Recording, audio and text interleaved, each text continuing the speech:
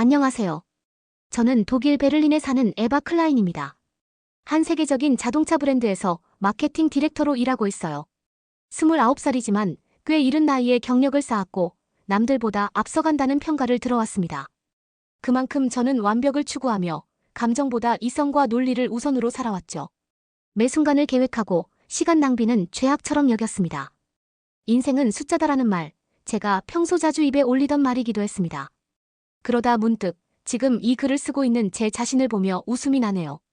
저는 지금 한국이라는 나라에 대한 이야기를 하려 합니다. 단 하루 아주 우연히 머무르게 된 한국 부산이라는 도시는 제 세계관을 흔들고 제 가치관을 새로 써내려가게 만든 장소였거든요. 지금부터 제 이야기를 들려드릴게요. 2024년 가을, 저는 일본 도쿄에서 열리는 국제모터쇼에 참석할 예정이었습니다. 수개월 전부터 철저히 준비한 출장 일정이었고 발표 자료와 미팅 스케줄, 심지어 점심 식사 메뉴까지도 전부 체크된 상태였어요. 이건 제 업무 스타일이자 삶의 방식이기도 했죠. 베를린에서 출발해 도쿄로 향하던 비행기 안. 모든 것이 완벽했습니다. 비행기 좌석도 예상보다 쾌적했고 동료들과 나눈 대화도 좋았어요. 그런데 도착까지 1시간쯤 남았을 무렵 갑작스럽게 기장이 기내 방송을 시작했습니다. 기상 악화로 인해 일본 도쿄에 착륙할 수 없어 대한민국 부산 김해공항에 긴급 착륙합니다. 그 말을 들은 순간 저는 당황했고 마음 깊숙한 곳에서 불쾌감이 올라오기 시작했어요. 왜 하필 한국이지? 예정에 없던 장소, 일정 다 꼬이겠네. 솔직히 말해서 저는 아시아 문화 전반에 대해 선입견이 있었습니다. 감정이 앞서는 결정, 즉흥적인 태도, 효율보다 정을 우선시하는 일처리 방식 모두 제가 혐오하던 비효율의 집합체였거든요. 비행기가 부산 김해공항 활주로에 조심스럽게 착륙하고 저는 여전히 스마트폰 화면 속 일본 시간표를 확인하며 마음을 진정시키려 애썼습니다. 최대한 빠르게 대체 항공편을 확보해 도쿄로 가야 한다는 생각뿐이었어요. 공항에서 영어를 쓰는 건 조금 불편했지만 예상보단 괜찮았고 안내 직원들도 꽤 성실해 보였어요. 하지만 진짜 문제가 생긴 건 그 다음이었습니다. 잠깐 화장실에 다녀온 사이 공항 대기석에 둔 제 노트북 가방이 사라졌다는 걸 알게 된 거죠. 처음엔 누군가 실수로 가져갔나 싶었어요. 하지만 점점 시간이 지나며 제 손이 떨리기 시작했어요. 그 가방 안에는 도쿄에서 발표할 핵심 자료들, 마케팅 전략 문서, 미공개 도면, 고객사 리스트, 그리고 여권 복사본까지 제가 수개월간 준비해온 모든 것이 담겨 있었거든요. 급하게 공항 보안 직원을 찾아 도움을 요청했어요. 하지만 언어의 장벽과 익숙지 않은 시스템, 그리고 반복되는 잠시만 기다려주세요라는 말이 저를 더 불안하게 만들었습니다. 이래서 아시아는 안 돼. 효율적이지 않아. 실수하면 대책도 없어. 그렇게 제 안의 편견이 다시 고개를 들었고 한국이라는 나라에 대한 실망감이 점점 커져갔습니다. 하지만요, 여러분. 놀랍게도 그 가방은 단 2시간도 안 돼 제 손에 돌아왔습니다. 그것도 내용물 하나도 빠짐없이 그대로. 공항 측은 CCTV를 분석하고 경로를 추적하고 여러 명의 직원이 함께 동선 재확인을 해준 뒤에 누군가가 실수로 가져갔다가 돌려놓은 걸 발견해 저에게 직접 전달해줬어요. 그것도 죄송하다며 작은 커피 쿠폰까지 건네면서요. 그 직원의 말이 아직도 생생합니다. 한국은요, 분실물은 꼭 돌아온다고 믿어요. 걱정하지 않으셔도 돼요. 그 순간 저는 말을 잃었어요. 내가 너무 쉽게 판단했구나. 내가 알고 있던 아시아는 틀렸을지도 몰라. 이렇게 제 안에서 처음으로 작은 균열이 생겼습니다. 저는 원래 그저 하루 머무르고 떠날 예정이었습니다. 하지만 그날 무언가 설명할 수 없는 끌림이 마음속에서 움트기 시작했어요. 그리고 이 끌림은 저를 아주 특별한 사람에게, 그리고 예상치 못한 삶의 새로운 문으로 이끌게 됩니다.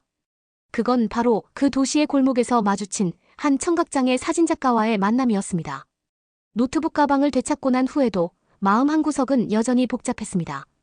안도의 숨을 내쉬었지만 여전히 일정이라는 단어가 머릿속을 떠나지 않았죠.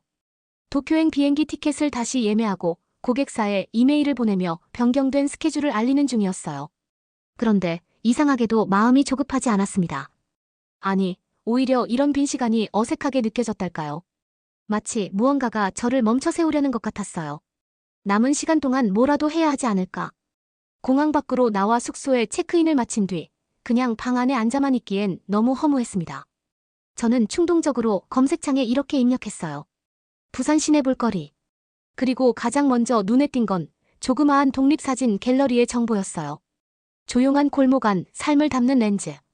지극히 평범한 제목. 그런데 어딘가 끌렸어요. 직감이었죠. 저는 곧장 택시를 타고 그 주소로 향했습니다. GPS에 찍힌 위치는 부산의 오래된 골목이었고 전시관이라고 하기엔 너무 조용하고 좁은 골목이었어요. 그런데 그곳에서 그 사람을 만났습니다. 지훈. 처음엔 그가 이 전시관의 큐레이터인 줄 알았어요. 검정 셔츠에 셔터백을 메고 벽면의 사진들을 조용히 정리하고 있었거든요. 저는 다가가 인사하며 몇 가지 질문을 했어요. 그런데 그는 아무 말도 하지 않았습니다. 고개를 살짝 숙이고 손가락으로 목을 가리키며 미소 지었죠. 그때서야 알았어요. 그는 말을 하지 못한다는 걸. 순간 조금 당황했어요. 어떻게 대화를 이어가야 할까, 뭐라고 해야 할까. 그런데 그는 너무나 자연스럽게 작은 메모지를 꺼내어 제게 건넸어요. 거기엔 짧은 영어 문장이 적혀 있었습니다. Hi. im JIHON. These are my photos. 저는 무심코 주변 벽에 걸린 사진들을 바라봤어요. 아이들의 환한 웃음, 어르신들의 고된 손, 시장의 분주함, 질 무렵 항구의 고요함. 특별할 것 없어 보이는 일상이었지만 그 사진들은 묘하게 따뜻하고 단단했어요. 프레임 너머로 사람이 느껴졌달까요? 감정이, 냄새가, 삶이. 지우는 저를 가만히 바라보며 사진 하나를 가리켰어요. 부산의 어느 시장 골목에서 찍힌 사진이었습니다. 아이가 엄마 손을 꼭 붙잡고 가는 뒷모습이었는데 그 눈높이가 너무 낮아 아이의 시선처럼 느껴졌어요. 뷰터펄. 제가 무심코 중얼이듯 말하자 지우는 또 한 번 미소 지었습니다. 그리고 손짓으로 사진의 이야기를 들려주기 시작했어요. 말은 없었지만 눈빛과 손동작, 표정만으로도 충분히 이해할 수 있었습니다. 그날 저는 전시가 끝날 때까지 그 자리에 머물러 있었어요.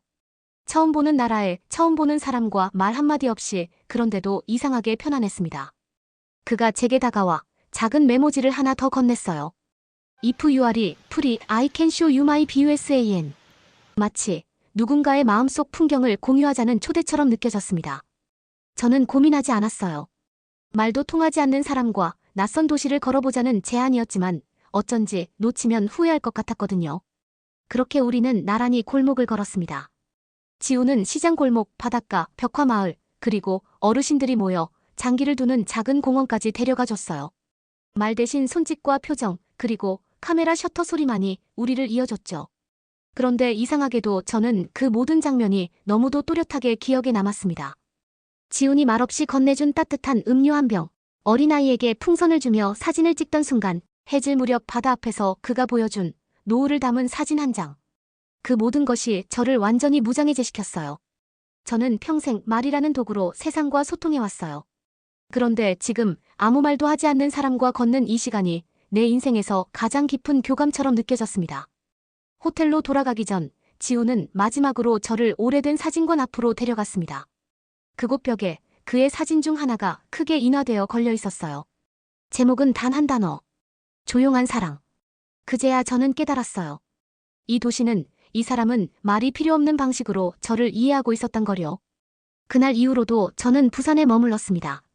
원래는 도쿄로 가기 위해 부산에 잠시 머무는 것이 전부였어요. 일정표에도 없던 도시였고 인연도 기억도 없던 땅이었죠. 그런데 지훈을 만나고 난 뒤 저는 스스로 일본행 비행기 일정을 하루 미뤘고 그 하루는 또 하루로 그렇게 제가 스스로 멈추는 선택을 하게 되었습니다. 지훈은 저를 말없이 이끌었어요. 관광지보다 사람들의 일상이 살아있는 곳으로, 유명한 카페 대신 어르신들이 운영하는 작은 분식집으로, 사람들이 흔히 찾지 않는 조용한 해안 산책로로요. 그는 풍경을 보여주는 것이 아니라 마음의 온도를 보여주려는 듯했어요.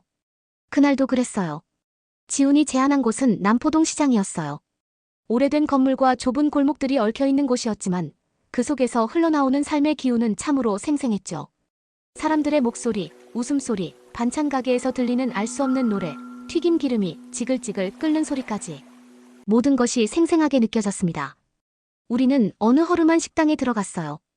아주머니가 반갑게 맞이했고 지우는 손짓으로 이곳이 부산에서 제일 맛있는 김치찌개 집이라고 알려줬습니다. 저는 그가 추천한 대로 음식을 주문했고 얼마 후 수북이 쌓인 반찬들과 함께 찌개가 나왔죠. 처음엔 그저 눈으로 감탄했어요. 독일에서는 상상할 수 없는 종류의 밑반찬들이 하나같이 정성스럽게 놓여 있었거든요. 그런데 그때였어요. 식사를 하던 도중 갑자기 어금니에 이상한 통증이 느껴졌습니다. 순간 입을 다물고 턱을 누르자 이가 욱신거리기 시작했어요. 뭔가가 빠진 느낌. 확인해보니 며칠 전 독일에서 받은 레진 충전이 식사 중 빠져버린 겁니다. 당황한 저는 젓가락을 내려놓고 말도 하지 못한 채 식은땀을 흘렸어요.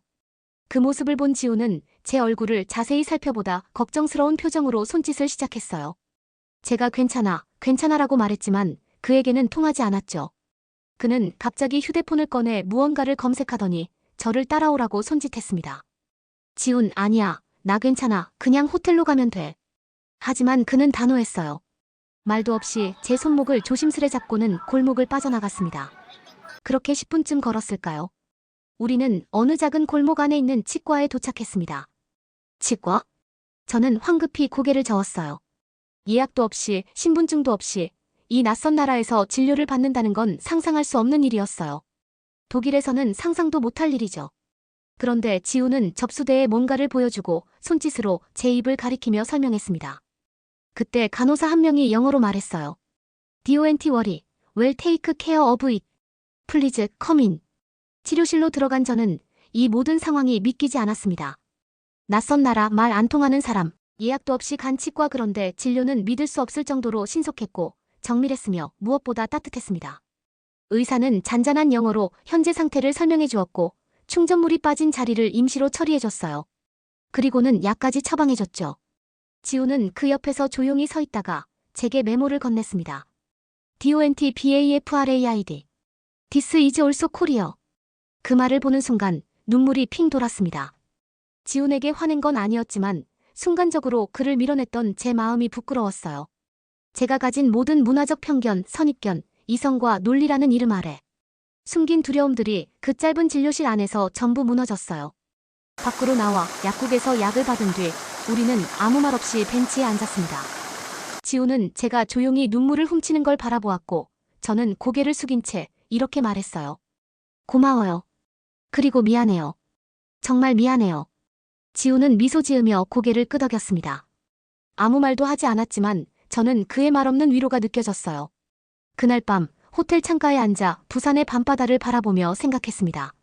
나는 도대체 왜 이렇게 오랫동안 마음을 닫고 살아왔을까?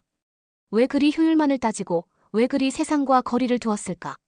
지훈과 함께한 시간, 한국에서 겪은 일들은 제게 너무 많은 것을 질문하게 만들었어요. 그 순간 깨달았어요. 진짜 소통은 언어로 이루어지는 것이 아니고 진짜 인간다움은 효율의 반대편에 있다는 거요. 그날 이후 제 안에서 무언가가 완전히 바뀌기 시작했습니다. 거창한 게 아니었어요. 매일 아침 눈을 뜰 때 느껴지는 공기의 냄새가 달랐고 사람들의 웃음소리가 귀에 더 크게 들어왔고 밥 한 끼를 먹는 시간조차 따뜻하게 느껴졌어요. 모든 것이 똑같은 세상인데 제 시선이 달라진 거죠. 그건 분명 제가 이 나라 한국에서 진짜 사람을 만나고 진짜 삶을 본 덕분이었습니다. 원래는 도쿄행 비행기를 타기로 했던 날 저는 항공사에 전화를 걸어 비행기 티켓을 취소했습니다. 그리고는 다시 지훈에게 문자를 보냈죠. Can I still see more of you BUSAN? 그날 지훈은 예의 그 미소로 저를 맞이했고 우리는 이번엔 조금 더 멀리 나가보기로 했어요. 기차를 타고 바닷가가 펼쳐지는 도시 외곽으로 나가면서 지훈은 자신의 카메라를 제게 맡겼습니다. 너도 한번 찍어봐. 그는 그렇게 말하지 않았지만 그 행동은 분명 그런 뜻이었어요. 전에는 카메라를 들고 세상을 바라보는 게 어색했는데 이상하게 그날은 자신감이 생겼습니다. 사람들을 찍었고 풍경을 찍었고 길고양이를 찍었어요. 그리고 지훈을 찍었죠. 그는 렌즈 앞에서도 변함없는 사람이었어요. 조용하고 따뜻하고 흔들림 없는 사람이요. 사진을 찍는 내내 저는 계속 생각했어요. 나는 누구였지? 나는 왜 그렇게 조급하게 메마르게 살아왔을까? 그 답을 지훈과 한국이 천천히 가르쳐주고 있었어요. 그날 저녁 우리는 해질 무렵 작은 언덕 위 벤치에 나란히 앉았습니다. 지훈은 주머니에서 뭔가를 꺼내더니 제게 건넸어요. 그건 작은 인화 사진이었어요. 전날 제가 처음 찍은 사진 중 하나. 시장 골목에서 두 노부부가 나란히 손을 잡고 걷는 장면이었죠. 사진 아래엔 지훈이 또박또박 써준 글이 적혀 있었어요. 진짜 중요한 건 속도가 아니에요. 방향이에요. 그 글을 보는 순간 숨이 막힐 만큼 가슴이 아렸습니다. 너무 오랫동안 저는 인생을 속도로만 측정하며 살아왔던 거예요. 누구보다 빨리 성공하고 누구보다 효율적으로 일하고 누구보다 이성적으로 판단하는 사람. 그게 옳다고 믿어왔죠. 그런데 한국에서 만난 사람들과 지훈과의 시간이 저를 다른 방향으로 이끌고 있었습니다. 그날 밤 저는 호텔 창가에 앉아 제 자신에게 편지를 썼어요. 처음으로 제가 아닌 누군가에게가 아니라 진짜 나에게. 그 편지의 첫 문장은 이랬습니다. 에버, 너는 지금 이 순간 살아있다. 한국에 머무는 시간이 일주일을 넘기고 있었어요. 지훈과 저는 매일 함께했고 말은 여전히 많이 없었지만 우리는 점점 더 많은 것을 나누고 있었습니다. 그리고 마지막 날 밤 저는 결심했어요. 나 돌아가지 말까? 베를린에는 집이 있고 커리어가 있고 수십 가지의 프로젝트가 기다리고 있었습니다. 하지만 이곳 한국에는 사람이 있었어요. 온기가 있었고 진짜 삶의 냄새가 있었고 무엇보다 지훈이 있었습니다. 지훈. 제가 처음으로 그의 이름을 불렀을 때 그는 고개를 들고 저를 바라봤어요. 나 여기 더 있고 싶어. 너랑 더 있고 싶어. 그는 조용히 고개를 끄덕였고 그걸로 충분했습니다. 말없이도 우리는 서로의 마음을 확인할 수 있었어요. 그리고 그 순간 저는 알게 되었습니다. 내가 이렇게까지 누군가와 함께하고 싶다고 느낀 건 평생 처음이라는 거요. 이제 저는 한국에서 새로운 삶을 시작해보려 합니다. 영원할지는 모르겠어요. 하지만 확실한 건 지금의 저는 더 이상 예전의 제가 아니라는 거예요. 이 글을 읽고 계신 여러분, 혹시 여러분의 인생도 너무 빠르게만 달리고 있진 않나요? 혹시 너무 효율만을 따지며 따뜻함을 놓치고 있지는 않나요? 저는 말하고 싶어요. 잠시 멈춰보세요. 그리고 한국이라는 나라를, 그곳의 사람들을 느껴보세요. 그 순간 여러분도 알게 될 거예요. 인생이 진짜로 변화할 수 있다는 걸요. 여러분은 예상치 못한 장소에서 인생이 바뀐 적 있나요? 혹은 말없이도 마음이 통했던 순간이 있었나요? 여러분의 이야기를 댓글로 들려주세요. 이곳은 함께 나누는 공간이니까요. 이야기가 마음에 와닿았다면 좋아요와 구독 잊지 마세요. 여러분의 작은 클릭 하나가 또 다른 감동의 이야기를 세상에 전하는 힘이 됩니다. 그리고 당신의 한국 이야기도 기다리고 있어요.